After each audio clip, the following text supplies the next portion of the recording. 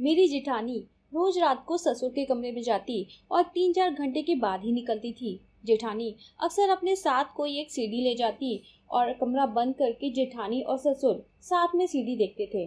जब मैंने पूछा कि सीडी में क्या है तो कह दिया कि कुछ नहीं, बस एक मूवी है। मैंने भी मूवी देखने को कहा तो मुझे मना कर दिया। मुझे कुछ शक हुआ, इसीलिए एक बार मैंने कमरे की खिड़की खोलकर अंदर देखा तो मेरे पैरों तले जमीन खिसक गई, क्योंकि वहां जेठानी ससुर के साथ। मेरा नाम रोहिणी है। मेरी शादी को बस 6 महीने ही हुए थे। मेरे ससुराल में सब मुझे बहुत प्यार करते और सम्मान देते। मैंने भी अपनी तरफ से सबका दिल जीतने में कोई कसर नहीं छोड़ी थी। मेरी सास का देहांत बहुत पहले ही हो चुका था, इसीलिए मेरी जेठानी ने ही पूरे घर की जिम्मेदारी ले रखी थी। शादी में भी घर की सारी रस्में उन्हीं ने करवाई थी। मेरे पति भी उनको बहुत मानते थे। मेरे जेठ जी की नाइट शिफ्ट होती थी तो वो सुबह 7 बजे तक घर आ जाते थे।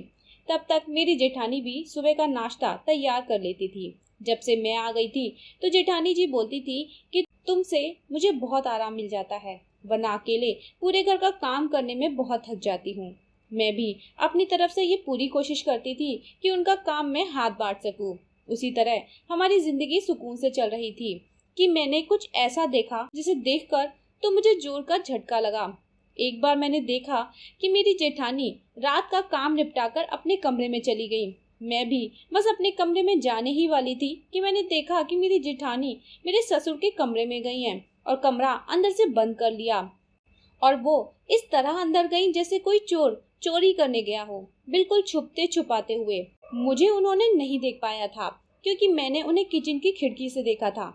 मुझे ये सब देखकर बहुत अजीब लगा कि इस समय जेठानी अंदर ससुर के कमरे में क्यों गई हैं, वो भी इस तरह छुपते हुए, और गई तो कमरा अंदर से बंद क्यों कर लिया। यही सब सोचते हुए मैं कमरे में आ गई। मेरे पति तो तब तक सो चुके थे। मैंने सोचा कि इन्हें बताती हूँ, लेकिन फिर सोचा कि नहीं, इन्हें बताना सही नहीं होगा, क्योंकि हो सकता है कि जेठानी जी किसी काम से पापा जी के कमरे में गई हों। और फिर इस बात को मैंने अपने मन से भी निकाल दिया और बेड पर जाकर सो गई। सुबह जब तक उठी तब तक जेठ जी भी आ चुके थे। नहा धोकर किचन में गई तो नाश्ता दीदी ने तैयार कर लिया था। मुझे देखते ही बोली, रोहिणी तुम आ गई, चलो एक काम करो, सबके लिए नाश्ता लगा दो और तुम भी खा लेना। मेरे कपड़े पड़े हैं तो मैं जरा धोकर आती हूँ। मैंने कहा ठीक है दीदी, आप भी तो नाश्ता कर लो, फिर कपड़े धो लेना। तो कहने लगी, अरे अभी धुल के डाल देती हूँ वरना कपड़े सूख नहीं पाते। तुम्हें पता है ना, सिर्फ 12 बजे तक ही धूप रहती है, उसके बाद धूप चली जाती है। दरअसल हमारे घर के आसपास ऊंचे ऊंचे घर बने हुए थे तो इसीलिए धूप बस थोड़े टाइम के लिए ही रहती थी। मैंने कहा ठीक है दीदी। ये बोलकर मैं नाश्ता लगाने लगी और जेठानी जी अपना काम करने के लिए चली गई। मैंने पापा जी, अपने पति और जेठ जी के लिए नाश्ता लगा दिया। मेरे जेठ जी उस समय अखबार पढ़ रहे थे। जेठ जी को देखकर पापा जी ने कहा कि प्रकाश बेटा, जरा अखबार मुझे भी देना। इस पर जेठ जी बोल पड़े, क्या करोगे पापा, आप अखबार का पढ़ना तो आपको आता नहीं है, जब समझ नहीं आता तो किसको दिखाने के लिए पढ़ोगे। जेठ जी की ये बातें सुनकर मुझे थोड़ा खराब लगा। वो अपने पापा से ऐसे क्यों बात करते हैं। मैंने अक्सर देखा था कि वो पापा जी को सुनाते रहते थे। दरअसल मेरे पति ने बताया था कि शुरुआत में हमारा खानदान जो था वो बहुत गरीब था। उनके दादाजी एक दुकान में छोटी सी नौकरी करते थे, जिससे घर का खर्च मुश्किल से चल पाता था। इसीलिए पापा जी ज्यादा पढ़ लिख नहीं पाए थे। बस इतना आता था कि अक्षर मिला मिलाकर धीरे धीरे पढ़ लेते हैं, इससे ज्यादा नहीं आता। लेकिन पापा जी ने अपने बच्चों को बहुत ही अच्छी शिक्षा दी है और उन्हें इस काबिल बना दिया कि वो अपने पैरों पर खड़े हो सके। पर जैसे जैसे जेठ जी की आमदनी बढ़ रही थी, उनका पापा जी के प्रति रवैया बहुत गलत होता जा रहा था। वो तो बात बात पर पापा जी को अनपढ़ बोलकर उनका मजाक बना देते थे। पर मैंने इस बारे में कुछ ना बोलना सही समझा, वरना सब लोग कहते कि घर में आते ही घर में कलेश करवा दिया। यही सोचकर मैं किचन में चली गई। जब जेठानी जी आई तब साथ में ही हम लोगों ने नाश्ता किया। इसी तरह काम करते और बातें करते हुए पूरा दिन निकल गया। जेठ जी शाम को 6:30 बजे के आसपास ऑफिस के लिए निकल जाते थे। हम लोगों ने रात का खाना खाया, किचन साफ किया और अपने अपने कमरे में चले गए। आज भी मैं चेक करने के लिए छुप कर खड़ी थी कि जेठानी जी फिर से पापा जी के कमरे में जाएंगी क्या। फिर वही हुआ जिसका मुझे शक था। वो उसी तरह चोरी चुपके आई और पापा जी के कमरे के अंदर चली गई और गेट भी अंदर से बंद कर लिया। अब ये रोज का हो गया था। जब भी वो जाती 3-4 घंटे के बाद ही कमरे से बाहर निकलती। कभी कभी उनके हाथ में एक सीढ़ी भी होती थी। इसी तरह एक बार हमारे घर पर एक कोरियर वाला आया था जो जेठानी जी के नाम से था। जेठानी जी ने वो कोरियर लिया और अपने कमरे में चली गई। मैंने जब खिड़की से उनके कमरे में झांका तो वो सीढ़ियों का पैकेट था। आखिर क्या था इन सीढ़ी में, मैं ज्यादा ध्यान से देख नहीं पाई। अब वो रोज ही सीढ़ी के साथ ससुर जी के कमरे में जाने लगी, तो मैंने सोचा कि क्यों ना देखें कि सीढ़ी में आखिर क्या है। सीढ़ी लेने के लिए मैं जेठानी जी के कमरे में गई। जेठानी जी के कमरे में मैं कम ही जाया करती थी क्योंकि दिन में जेठ जी होते थे, तो मुझे उनके कमरे में ऐसे जाना अच्छा नहीं लगता था। इसलिए शाम को जब जेठ जी ऑफिस चले गए तब मैं उनके पास गई। सोचा खुद ही पूछ लूं कि उस दिन क्या कोरियर आया था। मेरी जेठानी जी मुझे देखते ही बोली कि आओ आओ अंदर आओ, बाहर क्यों खड़ी हो। मैं उनके पास जाकर बैठ गई। मैंने देखा कि एक सीडी वहीं टेबल पर रखी हुई थी। उस पर कुछ लिखा हुआ नहीं था, इसीलिए समझ नहीं पाई कि सीडी में आखिर क्या है।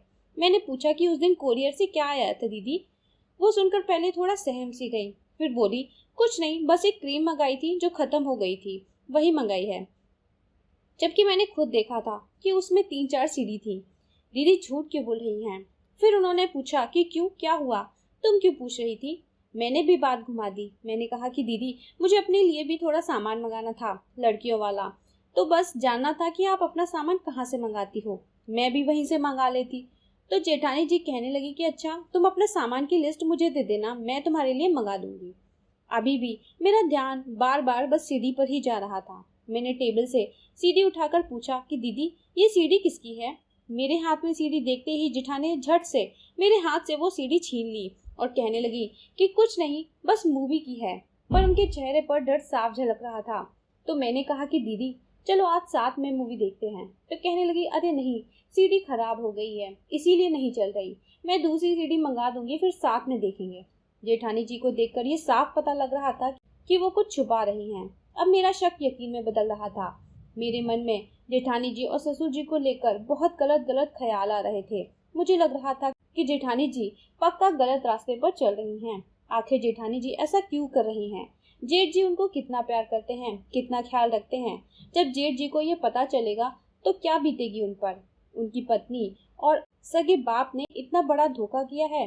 मुझे तो जेठ जी के बारे में सोच सोच कर बुरा लग रहा था। मुझसे अब रहा नहीं जा रहा था। मैंने सोच लिया था कि अब मैं बात का पता लगा करूंगी अब कि आखिर ये लोग अंदर करते क्या हैं। यही सोचकर मैंने एक प्लान बनाया कि आज रात में कमरे के अंदर झांक कर देखूंगी कि क्या चल रहा है। रात को सब काम खत्म करके अपने अपने कमरे में चले गए। मैंने देखा कि हमेशा की तरह जेठानी जी सीढ़ी के साथ ससुर जी के कमरे में चली गईं और दरवाजा अंदर से बंद कर लिया। मैंने दरवाजे के पास खड़े होकर सुनने की कोशिश की, पर आवाज समझ में नहीं आ रही थी। फिर मैंने सोचा कि कमरे की खिड़की थोड़ी सी खोलकर कमरे के अंदर देखती हूँ। पर जैसे ही खिड़की के पास आ पाई, मेरे पति ने पीछे से आवाज लगाई कि तुम ये क्या कर रही हो, पापा जी के कमरे में इस तरह क्यों ताक झाक कर रही हो। मेरे पति बहुत गुस्से में नजर आ रहे थे। उन्होंने मुझसे तुरंत अपने कमरे में चलने को कहा। मुझे फिर हिम्मत ना हुई कि दोबारा खिड़की की तरफ देख भी सकूं। मैं तुरंत कमरे में अंदर आ गई। मेरे पति बहुत नाराज हो रहे थे मेरी इस हरकत से। बोले मुझे लगा था कि तुम एक अच्छी लड़की हो और अच्छे घर से हो, क्या तुम्हें इतना भी नहीं पता कि किसी के कमरे में ऐसे ताक-झाक नहीं करते। क्या देखना चाहती थी तुम, कोई तुम्हारे कमरे में अगर ऐसे ताका-झाकी करे तो तुम्हें कैसा लगेगा। मुझे अपनी बेवकूफ़ी पर अब शर्म आ रही थी कि मैंने ऐसा क्यों किया। मेरी इतनी हिम्मत भी नहीं हो पा रही थी कि मैं अपने पति से नजर भी मिला पाऊं, इसीलिए सिर झुकाए खड़ी रही। मैंने कहा कि प्लीज मुझे माफ कर दो, आगे से ऐसा नहीं करूंगी।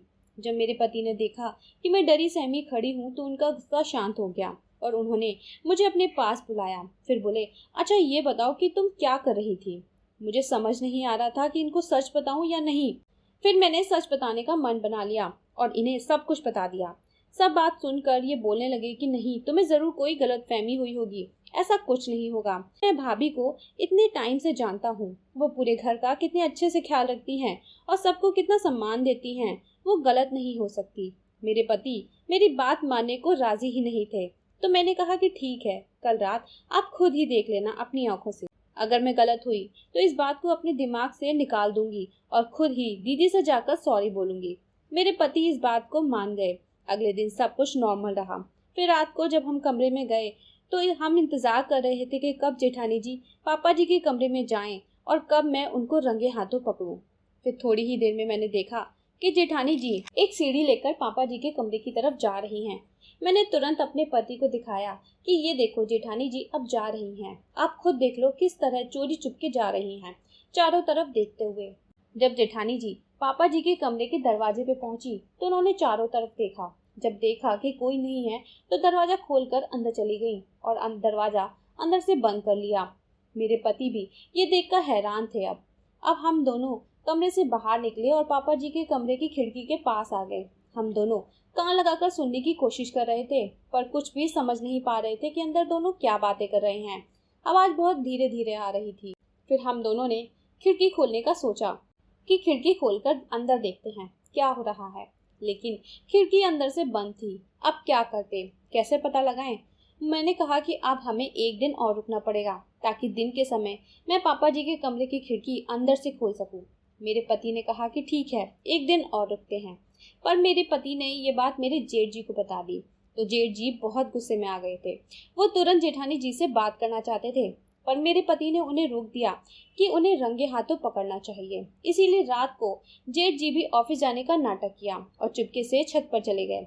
जब रात का काम खत्म करके सब अपने अपने कमरे में गए तो जेठ जी को छत से अपने कमरे में बुला लिया और जेठानी जी के कमरे से निकलने का इंतजार करने लगे। जेठानी जी हमेशा की तरह आई और पापा जी के कमरे में चली गईं। मैंने सफाई के बहाने से कमरे की खिड़की की चटकनी अंदर से दिन में ही खोल दी थी। अब हम तीनों ही खिड़की के पास आकर खड़े हो गए।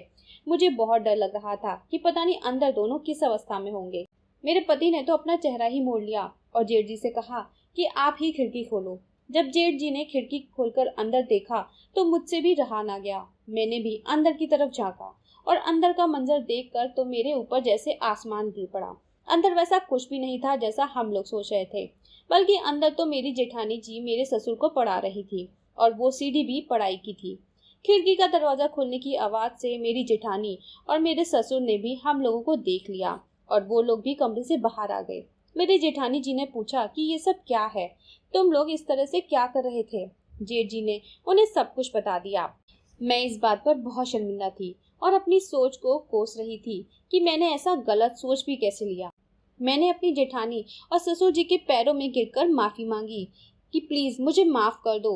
उन लोगों ने भी मेरी बात को समझा और मुझे माफ कर दिया।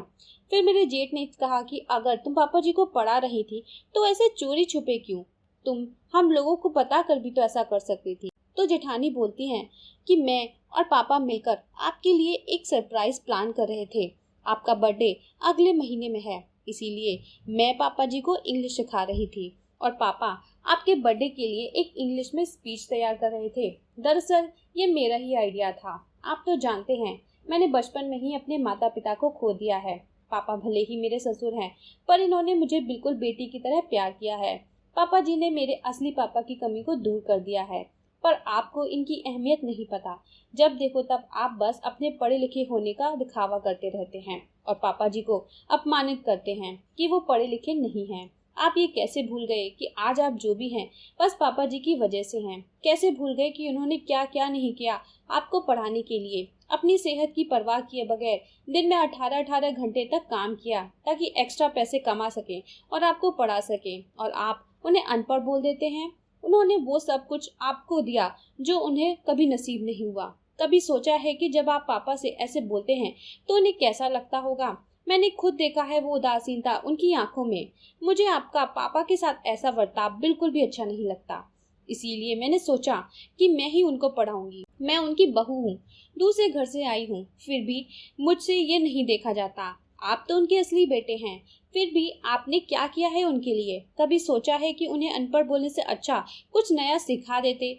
इसीलिए हम दोनों ने मिलकर सोचा था कि आपके जन्मदिन पर पापा आपको एक स्पीच देते, वो भी इंग्लिश में। और यही सोचकर मैं ये काम छुप कर रही थी। मैं जेठानी की बातें सुनकर बहुत ज्यादा शर्मिंदा थी अपने आप पर, और उनके लिए इज्जत मेरी नजरों में और बढ़ गई थी। वहीं मेरे जेठ भी सर झुकाए हुए खड़े थे और खुद पर शर्मिंदा थे। उन्होंने जेठानी जी से माफी मांगी और पापा से कहा कि पापा मुझे माफ कर दो, मैं अपनी कंपनी के ओहदे और पैसों की चमक धमक में खो गया था और आपका एहसान भूल गया था। मुझे माफ कर दो पापा, काश मुझे पहले अकल आ जाती। मैंने आपको बहुत दुख पहुंचाया है। हो सके तो अपने इस बेटे को नासमझ समझकर माफ कर दो। यह कहकर जेठ जी पापा के पैरों में गिर गए। पापा ने उन्हें उठाया और गले से लगा लिया। उनकी आंखों से आंसू बह रहे थे और हम सभी की आंखें भी नम थी।